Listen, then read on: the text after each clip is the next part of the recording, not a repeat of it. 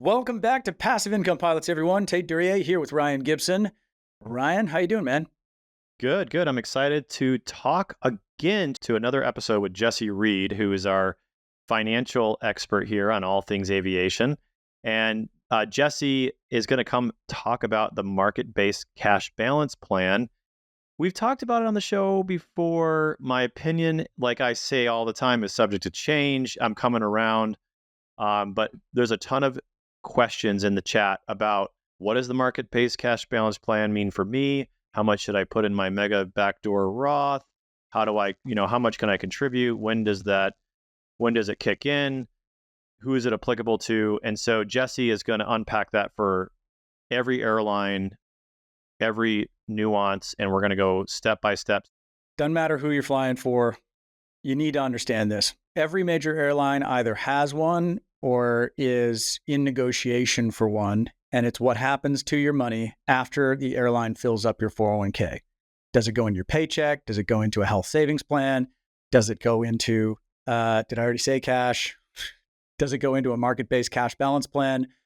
So you need to understand this. You need to understand how it works so that you can advocate for your union leaders to create what you want and understand how this stuff works. Yeah, I mean, he who knows the contract has the gold, right? So know what you have available, and then know a strategy that makes sense for you. Absolutely. Jesse's not going to provide you with what to do on the show today. He is going to educate you on all the tools in the tool chest, right?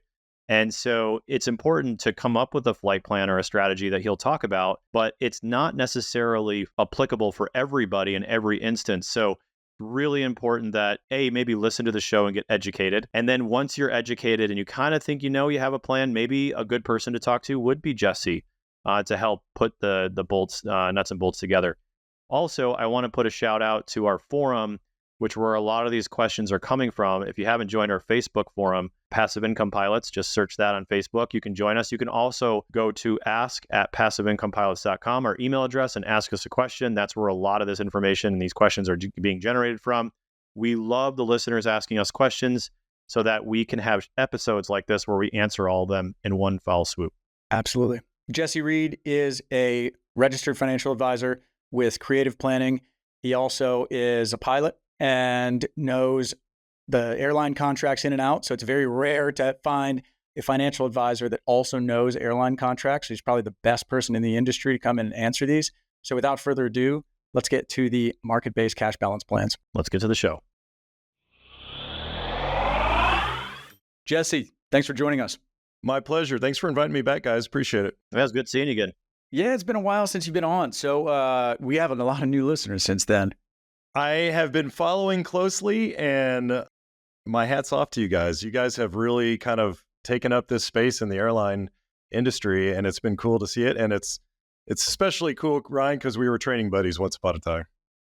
Yeah, we did the ER training at Delta probably was at 2017. So we were going through, we went down to Miami and did that. And Jesse, thank you for being one of the guests that have made this show awesome.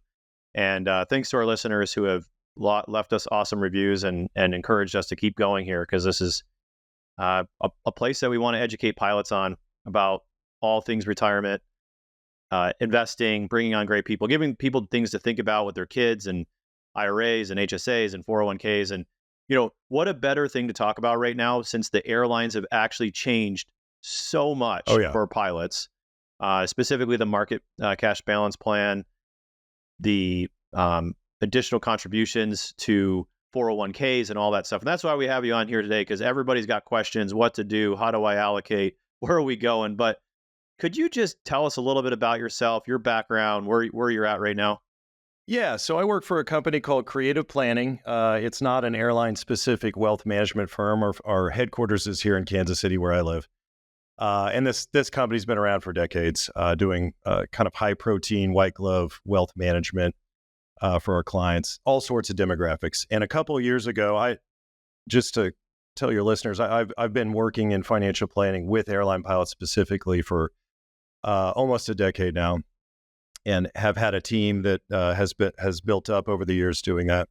A couple of years ago, we were invited to come here and basically set up shop at Creative Planning to fill that knowledge gap, if you will, that expertise gap here at Creative Planning. Because this company had a lot of people that were airline pilots coming here going, I've heard of your reputation as a company. I would like your expertise here. But of course, as we all know here, and it's why we have this show, airline pilots' financial lives, and in particular their benefits and their contracts, make this kind of a complicated topic for the average professional out there. And so that's really what we specialized in. And so that was kind of why I'm here, why our team is here, is to help out those folks that want to be clients of this company, but need that extra touch of understanding a lot of the stuff that we're going to talk about today. Yeah, Jesse, we were talking before the show. I don't think there's many people in the industry more qualified to talk about this sort of stuff because you're familiar with all the different pilot contracts. So we're going to get into that. The topic today is market-based cash balance plans. To get there, first we need to unpack the 401k, right? Because it's so funny. You talk to any of your colleagues, right? And they're like, oh, so they match, right? And it's like, no, they don't match. We have a very unique product. So let's start with the 401k. Let's talk about employer contributions versus employee contributions, the limits in 2024, Roth versus traditional, the fact that employers can only contribute on the traditional side. Let's set the table with all that. Absolutely. At any time we start talking about this IRS regulated limitations, we start getting into number and alphabet soup. So if I misspeak at one point when we start talking about 401A or 415C or all that, I will hopefully correct myself, or you guys can jump in as well there. So everyone is most familiar with the 401k really out there in corporate America. Airline pilots, like you already alluded to, are unique in that we don't typically receive matches. There are some airlines out there that do matching still, but for most part, if you're at a major airline with a 401k, you're getting what's called a non-elective contribution. That is where the company just throws money at your 401k, regardless of whether you contribute to it or not. And certainly all the airlines that are implementing market-based cash balance plans, they have that set up where you usually receive a pretty hefty non-elective contribution. But like you said, there's a couple of limits that the IRS has imposed there. I'll start with the one that's called the 402G limit. It's really the one that I think almost everybody I talk to is somewhat familiar with. And that is the elective deferral limit in your 401k, where you make a traditional contribution to it. And this is your own contributions as a pilot. We call that an elective deferral. For 2024, that's $23,000 for a pilot, or really anybody out there in corporate America. And so what that means is you can put $23,000 of your own paycheck money, called an elective deferral, whether it's traditional, whether it's on the Roth portion of your 401k. It can be a combination of both. But once that combined limit reaches $23,000, you can no longer make what's called an elective deferral. So that usually when I talk to somebody, they're pretty familiar with that, but then it kind of starts to get hazy. And so the way I teach people, because I'm a flight instructor at heart, I like to draw pictures, or I can't draw a picture for your listeners here, so I'll use, analogies. But I think of your 401k like a bucket. And in 2024, that bucket can hold $69,000. That is now what we call the 415C limit. That basically says, the IRS has said, once that amount of money gets in that account, no matter how it gets there, whether it's a combination of the company, whether it's a combination of your own elective deferrals as a pilot, once it hits $69,000, at least in 2024, all contributions to that account completely shut off. The bucket is full. And now what happens when we start to add water to a bucket that's already full? That bucket starts to spill over, right? Love that. That spillover is really what's at question here, right? When it comes to market-based cash balance plans, or even for the airlines that don't have those up and running yet, where's all that money going, right? We live and die by contracts as airline folks. And so the company owes you that money contractually. It's got to go somewhere. And we'll get into that as well. There's one other limit here, and this is the one that's least commonly known, and that is the max compensation limit, otherwise known as the 401A17 limit. That's a mouthful. But that basically says for a given employer, once you have made a certain amount of money or compensation with that company, once you hit that point in a year, all company contributions shut off into your 401k. So even if you have not made a single contribution as a pilot to your own 401k, And meanwhile, your respective airline's been plugging away at your 401k, putting their 17% in there in the form of non-elective contributions. Well, even if you haven't filled that bucket up yet, that $69,000 bucket, as soon as you hit $345,000 for the year, boom, it all shuts off to the 401k. All right. I'm going to stop right there. Is that all making sense, at least to to you guys here with me? Absolutely. Okay. Yeah. Okay. And this is really what I want to dig into for the listeners in this segment of the show here is the 401A-17 for this year is $345,000, right? So if you're newer, you haven't run into this yet. If you're making less than $345,000 gross, you're not hitting this spillover yet.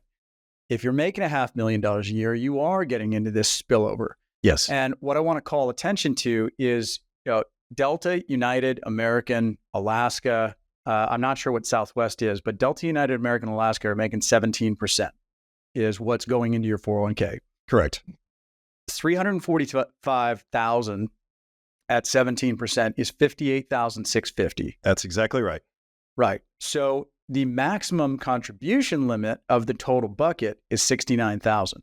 So you take $69,000 minus the maximum amount that the company can contribute at 17%. You only have room for $10,350. Correct. Right. So everybody thinks, I can put $23,000 into my 401k.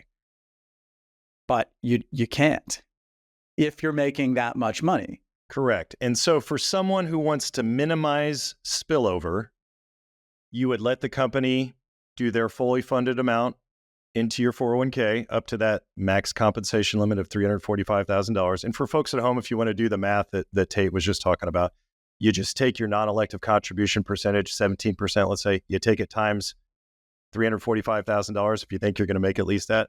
That's the maximum amount the company's going to put into your 401k that year. But just like he said, also, there's still some left over, a little over $10,000 there.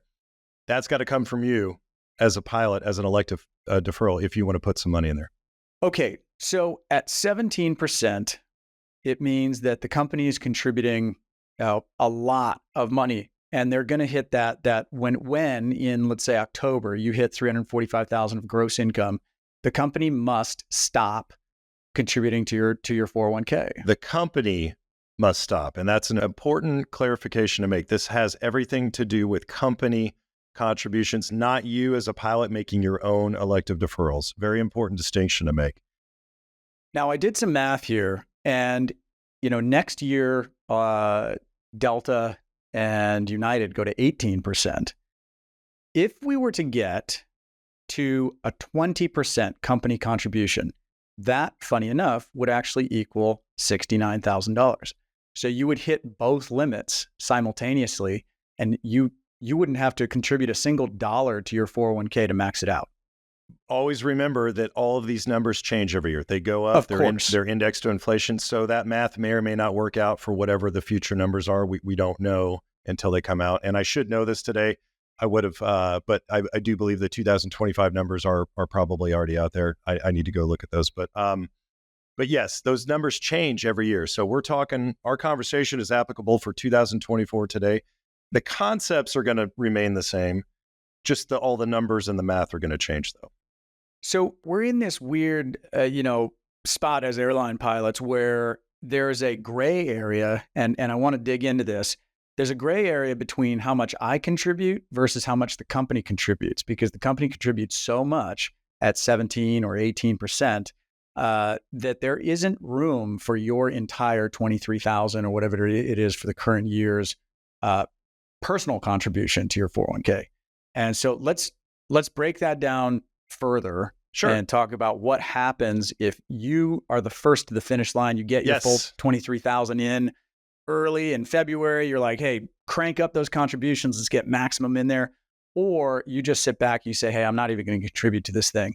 Sure. And then we can talk about maybe topping it off at the end of the year. Yeah, there's all sorts of different strategies here depending on what your goal is. So we'll start with kind of the extreme case of the super duper saver, as I call him. And this gets into a whole discussion about backdoor Roth conversions and whatnot, or mega backdoor Roths. And this is the person who takes, will fill up right off the bat, maybe profit sharing comes in for their respective airline early in the year. They'll take the entire contribution. They'll max out that 402G limit for 2024, $23,000. And then they go, you know what? I want to add some even more on my end, right? I want to beat my airline to the punch there. That's where after-tax contributions start to come in. So one thing we didn't mention yet here is there is yet a third way as a pilot to contribute your own money called after-tax contributions if your plan allows it. That goes in like a Roth conversion, or like a Roth contribution. You pay taxes on it today. It goes in after tax. And then the cool thing you can do is you can roll that into a Roth account. Again, it kind of depends on your airline and what they allow. You can roll it into a Roth IRA. You can roll it in to the Roth portion of your 401k, which is absolutely what you want to do if you make an after-tax contribution.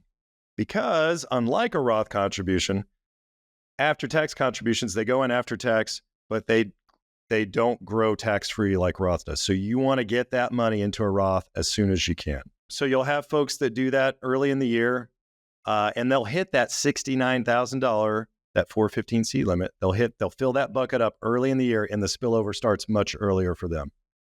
Okay, that's kind of the extreme case of someone that's really looking to just maximize the 401k.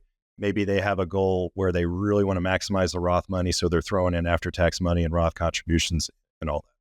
You have another person who may just fill up the $23,000 bucket and stop there and go, I'm good with that. I'll let the company do the rest.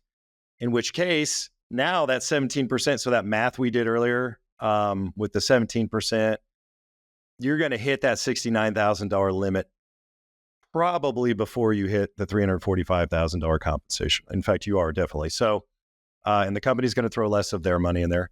And once again, spillover starts. So let's take another pause here so everyone can kind of digest what we're saying here, because we're throwing around a lot of numbers here. Is all this making sense, at least to you guys here? The only thing that I think people might be confused on is the difference between, a straight contribution up to that $23,000 limit. And then we threw around a lot of after-tax, backdoor Roth, all that sort of stuff. Can you just break down that portion of it? Because I think that might have gotten lost in the crossfire. Yeah, really, your pre-tax contribution is always going to be part of that $23,000. So if your goal in a given year as a pilot, which is I hear so many guys I talk to, guys and gals, I pay too much tax right now. Well, one way to reduce today's taxable income is to make a normal, traditional 401k contribution, elective deferral. What does that do to your paycheck? It reduces your taxable income for the year. So if you're someone who really is sensitive to that and you want to maximize reducing your taxes today, you max out that contribution. You do it pre-tax, $23,000. It's going to reduce your taxable income by that exact amount. You can also make that $23,000 contribution as a Roth. So let's say you're not as tax sensitive. You don't mind paying the taxes today. You can make that all Roth. And then it goes in. It's super easy. It grows just like Roth does. It's tax-free the rest of your life. When you withdraw from it, it's tax-free money. It grows tax-free. You pass it on to your heirs, tax-free as well. So, Roth is a good thing if you can stomach the tax bill today. That third way, after tax, again, kind of feels like a Roth contribution. You pay the taxes on it today, but again, it goes in. Again, it's not a part of that $23,000 that we talked about. It's kind of just filling up the big $69,000 bucket. I'm using the numbers, the dollar amounts instead of the IRS code. That's fine. Just to try and not, make it the least muddy possible here for the listeners. But that's going in irrespective of the $23,000 limitation. It's filling that bucket up. But again, if you put it in there and you don't touch it, all the earnings from that over the years will grow tax deferred. You will pay taxes on that again someday if you do not get those contributions into a Roth. So what are the nuts? Is that the mega backdoor Roth component? Yes. So when, again, pilots, you fly with somebody, you go, hey, somebody told me about a mega backdoor Roth. And then they come here and they go, yeah, I want to do that. What's that? Right. Mega backdoor Roth is making an after-tax contribution into a 401k and then immediately rolling it into a Roth account. The reason they call it a mega backdoor Roth, and I'm not sure if in your episodes, if you've had someone come in here and just talk about what a backdoor Roth conversion is in an IRA, you're essentially achieving the same thing, but usually at a much higher level of funding, right? An IRA right now, you're limited to $7,000. So people do that in normal IRAs that are outside of your employer accounts. That's called a backdoor Roth. When you basically make an after-tax contribution to an IRA, you roll it or convert it immediately to a Roth. That's called a backdoor Roth. This is doing it at a much higher level typically, because we're dealing with 401k limits, which are much higher. Right. Understood. And for anybody who isn't familiar with what we're talking about here, an IRA has a contribution limit of $7,000 per year currently in 2024. For reasons unbeknownst to us, if you make over a certain dollar amount of W-2 income per year, you cannot contribute directly into a Roth anymore. They tell you, no, you make too much money. Oh, but you can contribute to a traditional and then in the same day, roll it over to a Roth. And here's the reason you can do that. So again, I know it's like, who knows what goes in the minds of the IRS? Well, along with that income limitation, right? So the IRS has determined, well, you just make too much money. You don't deserve to put money into a Roth IRA, but you can put it in this traditional. But guess what?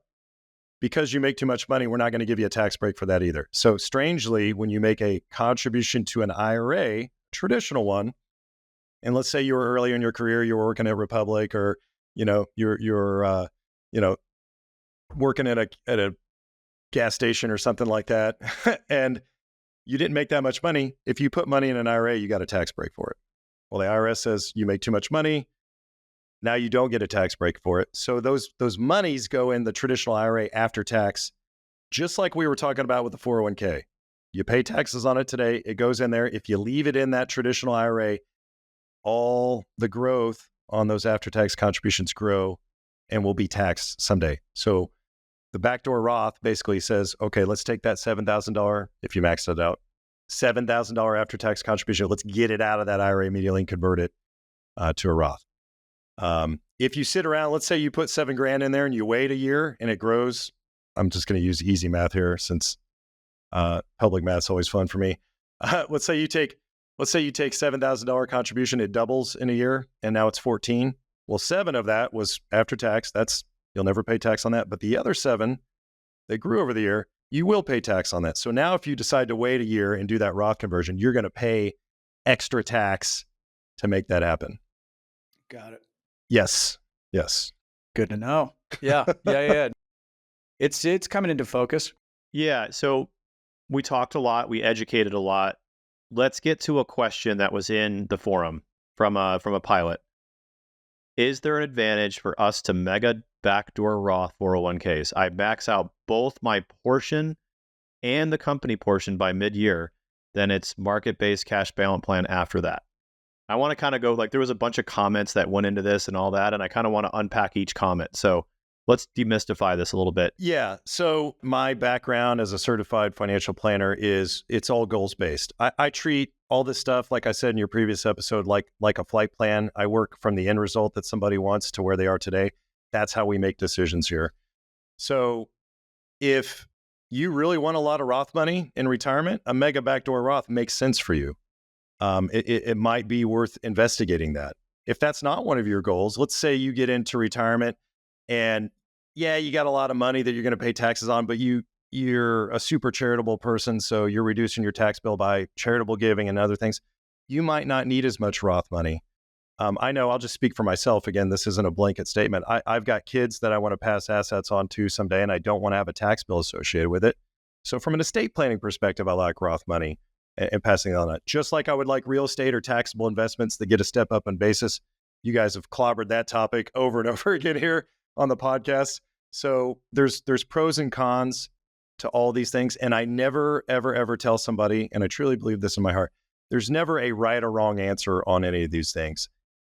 Financial stuff, working out in the gym, all the things you can do in the world with your life, it's not a one thing is better than the other. There's trade-offs for everything, right? What might work for one person or be appropriate for them might not apply to the other person as well. Can I offer a couple of quick concepts that people might be able to chew on? One is, something that has helped me in my financial life is thinking of money in different buckets of time. So I have a now bucket where I want current cash flow, passive income that I can spend, save, do whatever I want with now. I have a medium-term bucket that I have money in, illiquid real estate deals that is going to mature in 2 to 5 years. Sort of my medium-term bucket. And then I have my later bucket, which is my 401k and my retirement assets that I can't touch for 25, 30 years from now. And I kind of think to myself that I want to balance those buckets. And that's something that works for me. Of course, everybody's different, but that might be something that's useful to a listener out there. And then the other thing I wanted to bring up was, how are 401k withdrawals treated from a tax perspective from both a Roth and a traditional? Yes. Great question. So starting with distributions, if you, for the balance, so let's say you retire from an airline, you've got $2 million in your 401k, 1.5 million of that is all traditional money. So that's the combination of your pre-tax contributions you made, the company contributions, and all the growth associated with it. And then let's say you got $500,000 of Roth in there. Well, you can choose which bucket you want to pull from, whether it's the traditional or the Roth. And if you pull from the Roth, first of all, that's the easy one. It's tax-free. It comes out, you could distribute all $500,000 of that in this theoretical example if you wanted, and it's not going to make a dent in your tax bill. Do you want to do that? Not necessarily. I'm just using it for illustrative purposes. The money you pull from traditional retirement accounts, and this goes for traditional 401k, traditional IRA. Oh, by the way, because we're talking about market-based cash balance plans, that same sort of thing as well. That money, I tell people, treat that like a paycheck in retirement. It's going to come out, it's going to get taxed by the IRS at your tax rate, right? So, as if it was income. As if it was income, that's how the IRS treats it. It's an ordinary income, or that's where it shows up essentially on your tax return. So this is why I wanted to lay this example out there. Is a concept that has helped me is to think of my Roth bucket like a toy fund. If I've got my Roth bucket, and if I want to go buy a really nice airplane, I can pull $1 million of that out in 1 year and make that purchase. The traditional bucket is more useful as a paycheck. Yeah. You pull $100,000 out every year and you're at a fairly low tax rate. But if you want to pull $1 million out of your traditional account in order to go buy an airplane, you're going to get hit hard as if you just made $1 million in your W-2. Yeah. Hey, Tait, do you want an application for a job here on our team? I feel like you're describing one of the biggest issues, because a lot of people we talk to, they just view this whole financial plan to be solved, or this kind of puzzle to solve, at ending when they hit 65 and they retire and they're like, okay, I'm good now. And they don't understand the next 30, hopefully 30 years or so that you're going to live in retirement. You're just now entering the next phase of the puzzle here, which is income distribution. And so thinking of money in buckets and time horizons is exactly what we encourage people to do here. And you're exactly right. If you want to go buy that retirement house, lake house somewhere, and you pull $500,000 out of your traditional 401k to go do it, guess what? You're paying taxes on at least $500,000 in income that year, and you're going to be in the top tax bracket for that, assuming we're in 2024 numbers. Yeah. So it's a problem for sure. That's excellent. And just to put a bow on this, the traditional is like taking a paycheck out in retirement, paying tax on it. The Roth is the opposite, where you're getting it tax-free. The HSA is the turbocharger in this, right? Because it goes in tax-free, it comes out tax-free. Yes. It grows tax-free. So, when everybody's like, oh, should I, what's the HSA all about? And, we're not giving financial advice or whatever, but, the HSA is something that you should really pay attention to, because you're getting the benefit of both things. It really is one of the most amazing little accounts out there, because again, you put money in there, it reduces your taxable income right now.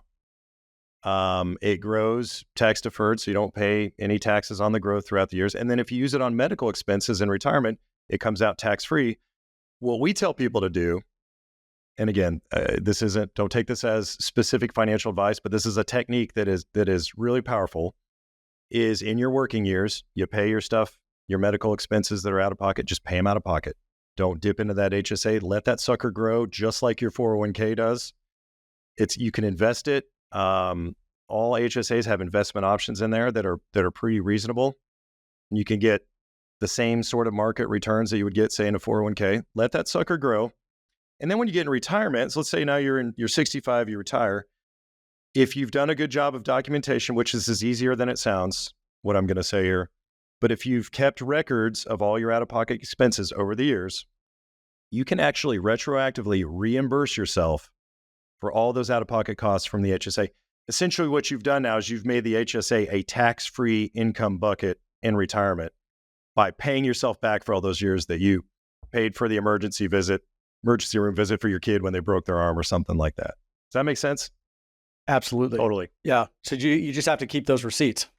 You do. And the way I do that is, and I'm speaking for myself, every healthcare provider is a little bit different, and sometimes the providers change. But almost all insurance carriers out there that any airline pilot's using, they have an option for you to download, 2023 or 2024's out-of-pocket expense summary. It'll have all your claims in there. You just throw that in the file cabinet, don't toss it, or save it somewhere in the cloud, and now you've got your documentation. All right, stay tuned for an HSA only episode where that's going to be upcoming. We want to dive into that. But this episode is about the market-based cash balance plan. We're getting there, right? We're getting there. We're scaffolding, right? Just like a lesson in flight school. So, all right, we understand how the 401k works, the contribution limits. All right, now we're talking about spill. So at some point, particularly if you're in the left seat, you're going to be hitting that $345,000 gross income dollar amount throughout the year. Some people earlier in the year than others, but at some point that thing's going to start spilling over. And if you're not spilling yet, don't turn this episode off, because this is going to apply to you in a few years. Yes. What happens with the spill? Depends on where you work, right? So Delta sort of led the charge on this. So the first ones to implement this. And it's become very in vogue, by the way. You're seeing all the newer contracts are having stipulations in here. FedEx was the most recent one to try it. Their TA got rejected recently. But there was, guess what? A little addition in there in the contract, the TA for a market-based cash balance plan.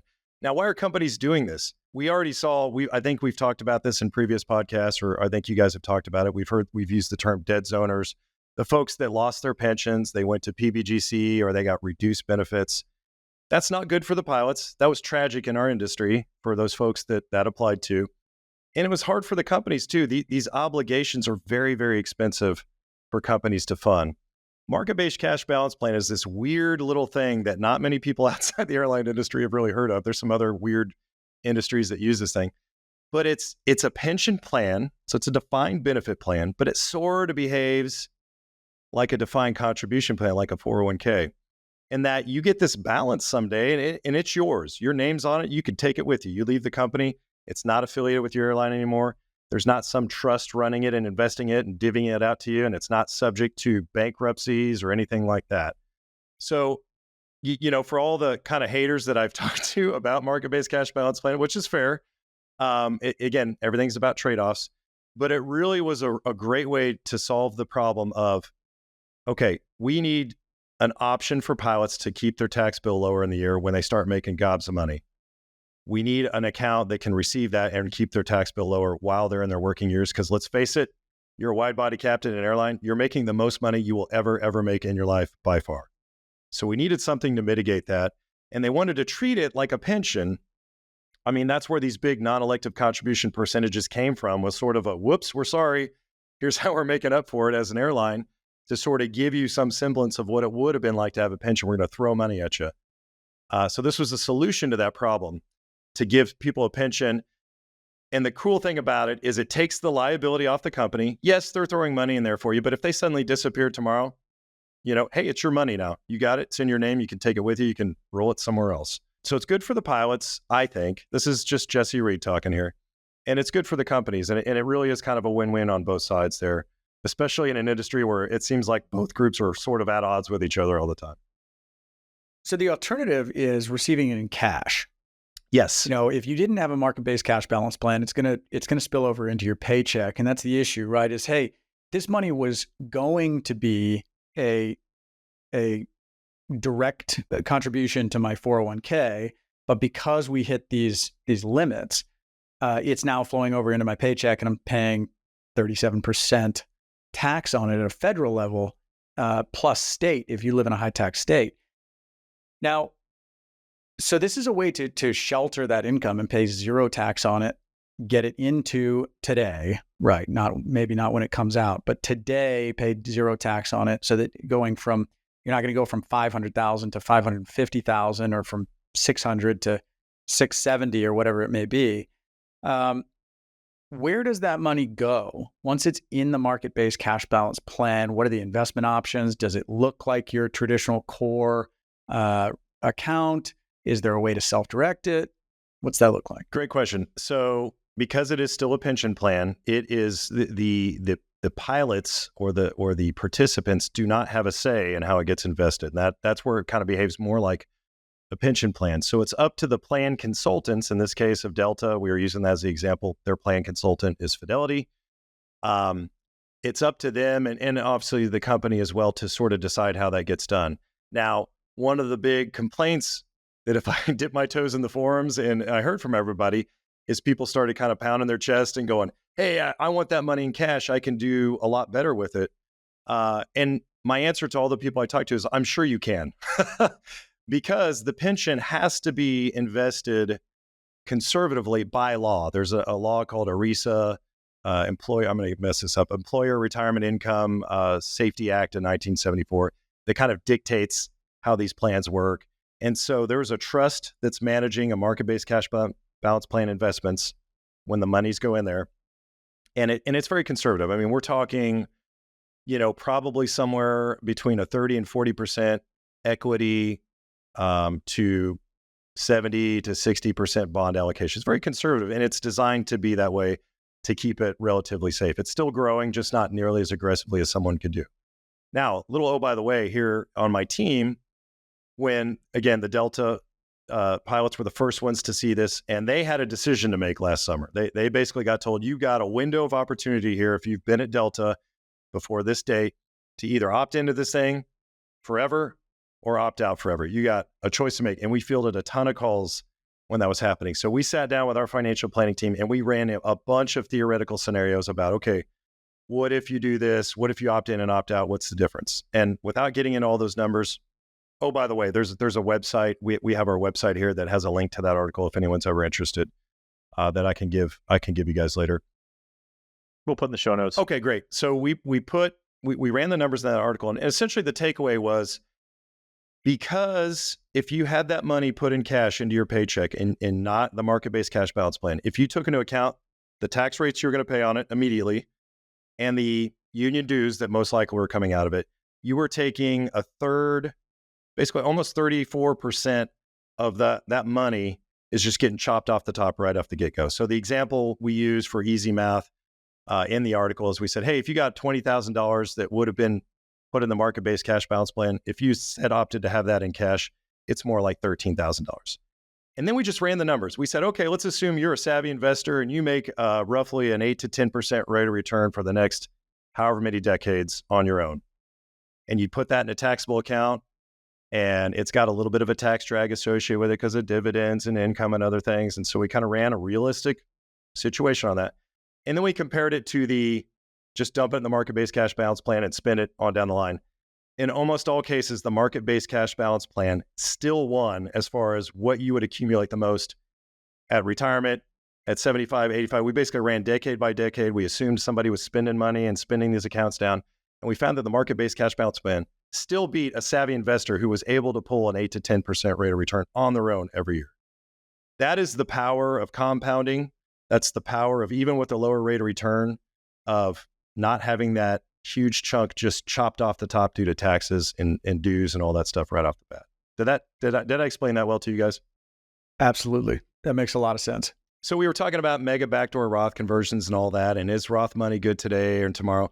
That becomes a really tough tax bill to swallow. Again, to use the example of the wide body captain, he's making $500,000 a year, maybe more.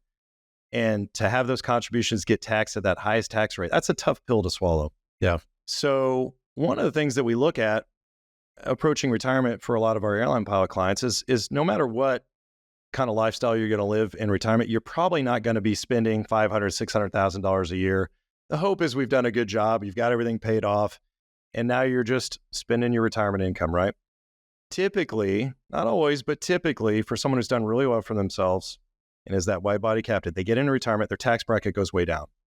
And now you have between retirement age of 65 and really the next kind of big age wicket is 75. For most pilots, that's when your required minimum distributions start to kick in.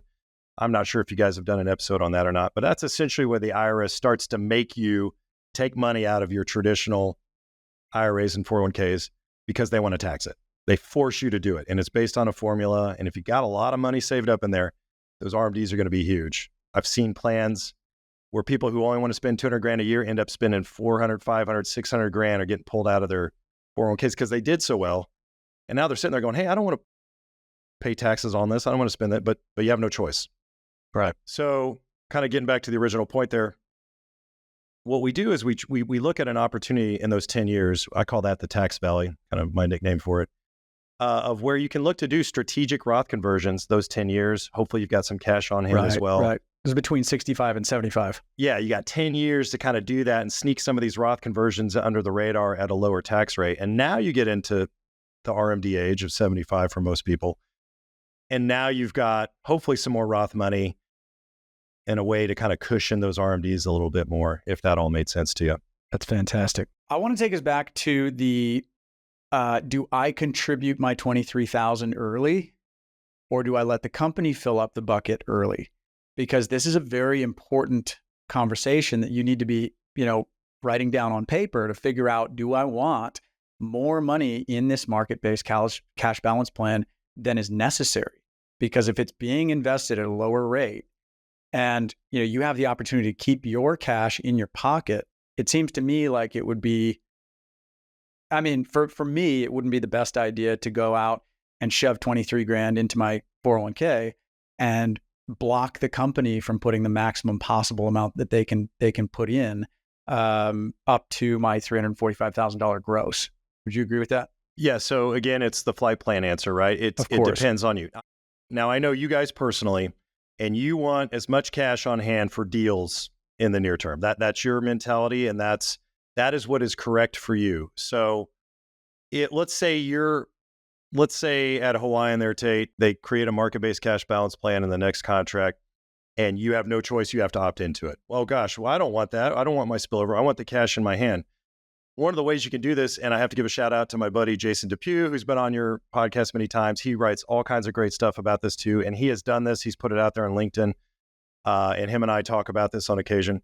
But you can achieve the sort of same thing by having more cash in hand by just don't contribute to your 401k. Keep those contributions out of it. Let the company fill it up and keep more of your own cash at the end of the day. It's going to get taxed the same. It's going to get taxed at the highest rate, just like spillover would. And isn't an exact, one for one, situation is going to pan out exactly the same? Maybe not exactly as if you just opted out of this thing to, from the get-go, but it's still going to be pretty darn close. It's going to allow you as the investor to allow the company to kind of fill that bucket up for you. And you're going to be able to keep your own money and use it towards whatever short-term sort of goals that you have. I don't know. Did I answer that for you, Tait? Absolutely. Yeah, and we're definitely coming from that side. Ryan and I have a lot of knowledge in real estate. I know how to control my adjusted gross income by using real estate and cost segregation studies. I'm a real estate professional. My wife and I use the 750-hour strategy, and we have obviously records, a lot of detailed records that we have to keep for that. But I have the ability to control my taxable income. So if I make $550 on my W-2 in a year, I can whack $250,000 off of that by going out and buying real estate. So for someone like me, it's a hard pill to swallow to be told that I have to get this spillover put into this market-based cash balance plan that is going to earn 5-6%, when I know that I could take that cash, not pay taxes on it because I can offset. I am savvy enough to have strategies in my pocket that I can offset that and go and make a whole heck of a lot more. So anyway, that's sort of where we're coming from, and it's a good conversation. The good news for you, Tait, is again because we talked about how that market-based cash balance plan, and we'll talk about options here, what you can do in retirement with these things here in a second. I assume we'll get to that, but again, that's just normal taxable income when you retire. If you're still doing real estate into retirement, guess what? You can pull the same thing off as well and still achieve the same thing. It's just not going to happen today. It's going to happen later on. You can still use those techniques that you're talking about that work on your normal income now today and do that in retirement as well. And I know you guys aren't going to be at 65 just walking away from real estate. This is your passion. So I assume you're going to keep doing this even after you're not flying airplanes. Well, and to be fair, for 97, 98% of pilots who aren't real estate professionals, they don't have any really good way to offset that additional income. I think it's a fantastic solution. And so a lot of times we're talking to people like that, right? They want real estate exposure. They even want to get into private investments and private markets, but they're not savvy enough, or they don't have the time or the inclination or the patience to do all those extra hard things to kind of get that same goal accomplished with their own hard assets. I'm one of those people, just psychologically not built to be a person that would ever have a big real estate portfolio of stuff floating around out there. I'm too busy taking kids to school and stuff like that. So that's totally fair. Yeah. Could we quickly just go down the list of airlines and talk about who has one, who doesn't, who's negotiated? So hot topic for us, Hawaii and Alaska merging, and neither airline has a market-based cash balance plan right now. And the joint collective bargaining agreement that we're going to be negotiating will likely have one of these. And I'm hoping that there's an opt-out for folks like me. This is a really good topic to cover right now, because I'll talk to you about some of the hiccups that some of the airlines have run into with implementation, because this is kind of like paving new roads with the IRS. This has become very in vogue with the airlines, and everyone's jumping on this bandwagon, and they're running into problems with it for implementation. So let's start with Delta. First of all, they're the ones that have their plan truly fully up and running. I would chalk it up to the fact that their plan was probably designed with the most simplicity in mind. And essentially, as we've already talked about, the plan is funded from spillover, and that's it. They gave pilots a one-time opportunity that were already on the property to either opt in or opt out, and that door has closed. Every new hire will now be grandfathered in to the market-based cash balance plan, and that's just what you get. There's no option to opt out. Because of that, they were able to implement that fairly quickly. For everyone out there who just a little bit of inside baseball, these things have to go through a very rigorous process with the IRS. It's called a private letter ruling, and they make a determination. And essentially, what the IRS is doing is they're scrubbing all the details of these plans to make sure it's in compliant with their goal of taking the most money away from us that they possibly can, right? So it's a little joke there. But so Delta's was relatively simple plan and got approved. Let's start next. So the next company to jump on this, and I guess you should say union and company, was United. So they kind of looked at Delta. They said, we want that too. When they were doing their contract negotiation, they threw it in there. Theirs is kind of bad news for United folks. It was supposed to be implemented January of next year, was supposed to be up and running. The last I heard with some contacts that I have at United is that it's completely in limbo right now. The problem is United, again, every contract's a little different. Every airline's a little different. United has a lot of other stipulations about where their spill cash can go. So for Delta pilots, it's either in your paycheck or it's not. United pilots have all these other little gizmos in their contract, like they have a retirement health account or a health reimbursement account that can receive spillover.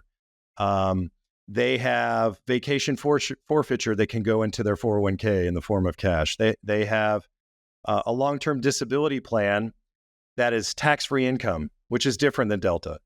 And so there's all these rules about what kind of money can fund a market-based cash balance plan, and they're finding that all these little stipulations and the optionality, they want their pilots to be able to basically jump in and jump out of this plan every year in open enrollment. All those things are causing a complication that has really tied this thing up with the IRS. There's lawyers involved now. It's kind of a mess. So, the good news is you guys negotiated it if you wanted it. The bad news is I don't know when it's actually going to hit the streets and get approved. So that's the latest on United. And then I'll tell one more airline here and I'll take a breath so you guys can jump in. But Southwest is the next airline that has theirs up and running now. Now, for them, they have different funding means. They have right now, if you're a Southwest pilot, you're getting contributions in the form of 1%. So think of it as like another non-elective contribution, except this one's going into the market-based cash balance plan. So it's an extra 1% is going in. That'll soon be, I think in a couple of years, it'll be up to 2%. And that's just funding the market-based cash balance plan. They have a spillover provision as well. Guess what? It's going through private letter ruling and IRS approval and all that. So their goal will be to have spillover from the 401k as well. However, their plan is different. Their spillover is only on the 415C limit, that $69,000 bucket. And then once you hit the max compensation, no more spillover goes into the market-based cash balance plan. That's how theirs is developed, because they have a separate, what we call top hat plan in the financial industry, that is a non-qualified retirement account. So all their spillover above 345K goes into that completely different plan. Too much to talk about in this episode today. So there you go. So those are the three airlines that are kind of like the closest alligators to the canoe. American has one also. They've been very quiet about details other than it's still an IRS approval, and that's all we know about it. Wow. I thought more of them were implemented. That's great. And what about, selfishly, can I ask about opt-outs? What airlines allowed opt-out or have opt-out provisions? Which ones don't? Sure. So the only one that had an opt-out provision that actually came to fruition was Delta. That was a one-time thing like we've already talked about. United is going to give their pilots, or what they want to give. This is what they want to have. And this is the great thing about contracts, right? The union, the companies negotiated all these things, and then they went to the IRS and they said, hey, mom, dad, is this okay? And mom and dad have not said it's okay yet. So what they wanted to do was give pilots the option to go, okay, I've got this spillover. I want to put this much in the market-based cash balance plan, and I want to put this much in my little healthcare Viva plan, and I want to put this much in cash. The IRS don't like that. That's fair. It's a lot to track. And again, like the other things that I talked about, the long-term disability at United is tax-free income. There's IRS rules that state to fund a retirement plan with company dollars, it's got to be taxable income. And so now they're trying to figure out, well, how do we allow a pilot on long-term disability to get money in this thing if it's tax-free income? There's all sorts of problems they're running into. So as far as I know, Southwest has no opt-in, opt-out. If I'm mistaken there, I'm sure I'll hear about it. But as far as I know, there hasn't been any opt-in, opt-out discussion. Understood. That's fantastic. Thank you for the overview. Yeah. So real quick, just options with a market-based cash balance plan. This is another confusing part because people get in their plan documents, oh, you can have this paid in a lump sum. By the way, folks, don't ever take any kind of retirement benefit in a lump sum. That from a tax perspective, unless I don't know. I can't think of a scenario where you'd want to do that. But you're trying to get all your money out of the U.S. and run for it. I don't know. But usually that's one of the options that is touted as an option. I wouldn't recommend it typically to someone because just like in the example you used, Tait, where you take $1 million out to go buy your house, you're going to pay $1 million or pay tax on $1 million that year. The other option is to annuitize it. I don't typically recommend that to people either. You're essentially buying, some form of a life insurance product with it that pays you an annuity for the rest of your life. You completely lose control of it. It's an irrevocable decision. I don't typically recommend that. In practicality, what most people are going to do with these market-based cash balance plans is they're going to roll them into their 401k after 59 and a half or roll them into an IRA. The cool thing about doing that, this is pretty cool, I think. I'll use Delta as an example, is for all those people who said, I've lost control of this money and someone else is investing it and I don't like the way they're investing it. Well, at 59 and a half, go ahead and start rolling it to wherever you want. You've got complete control of it. It's in your name. It's in a retirement account. You can go buck wild. You can go buy Tesla. I'm not saying you should do that. Or you could go buy ETFs, or you can put it in all stocks or all bonds or whatever you want. You've got control of it. And oh, by the way, guess what? You're still avoiding those ALPA dues and those other things on there. So essentially, it's kind of a company-funded rollover mechanism for you starting at 59 and a half. And that's really what we would probably, again, I can't say always in this industry, but most likely what most pilots are going to do is roll that sucker into an IRA or into their 401k when they get to that point.